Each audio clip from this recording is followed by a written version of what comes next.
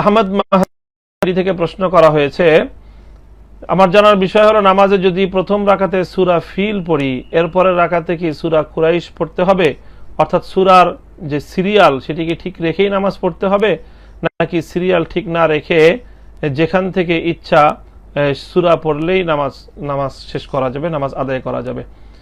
তো প্রিয় দর্শক, এই প্রশ্নের জবাব হলো যে নামাজের মধ্যে কোরআনে পাকের যেই সিরিয়াল এবং বিন্যাস রয়েছে সেই সিরিয়াল এবং বিন্যাস ঠিক রাখা এটি উত্তম এবং এটি মুস্তাহাব।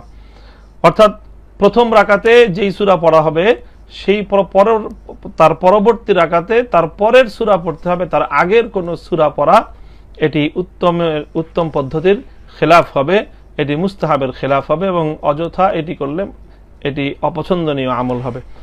কাজেই যদি কেউ প্রথম রাকাতে সূরা ফিল পড়ে দ্বিতীয় রাকাতে হয় সূরা কুরাইশ পড়তে হবে অথবা সূরা কাফিরুন পড়তে হবে, সূরা নাসর পড়তে হবে, পরবর্তী কোনো সূরা পড়া যাবে, কিন্তু পূর্ববর্তী সূরা হুমাজা অথবা সূরা আসর এই সমস্ত সূরা পড়া যাবে না সূরা ফিল প্রথম রাকাতে পড়লে।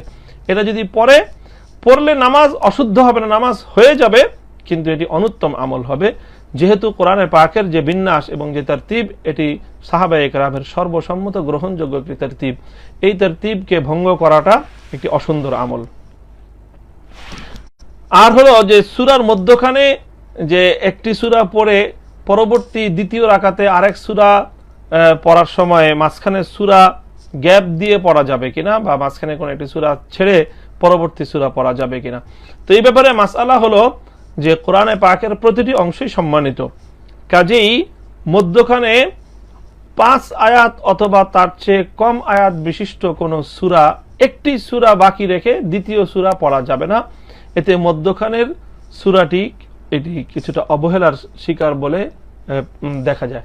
এজন্য যদি বাদ দিতে হয় তাহলে কমপক্ষে 2 সূরা বাদ দিয়ে তারপরের সূরা পড়তে হবে। অর্থাৎ যেমন কেউ যদি প্রথম রাকাতে সূরা ফিল পড়ে তাহলে দ্বিতীয় রাকাতে সূরা কুরাইশ পড়তে পারে, সূরা কুরাইশকে বাদ দিয়ে সূরা মাউন যদি কেউ পড়ে তাহলে এটি অপছন্দনীয় আমল হবে।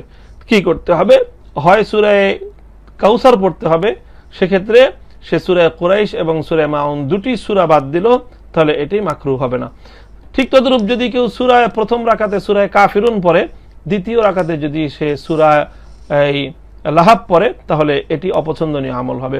দ্বিতীয় রাকাতে তাকে প্রথম রাকাতে সূরা কাফিরুন পড়লে দ্বিতীয় রাকাতে হয় সূরা নাসর পড়তে হবে, আর না হয় দ্বিতীয় রাকাতে কমপক্ষে সূরা ইখলাস পড়তে হবে, তাহলে মধ্যখানে দুটি সূরা এটি গ্যাপ হবে এবং এটি তখন আর অপছন্দনীয় আমল থাকবে না।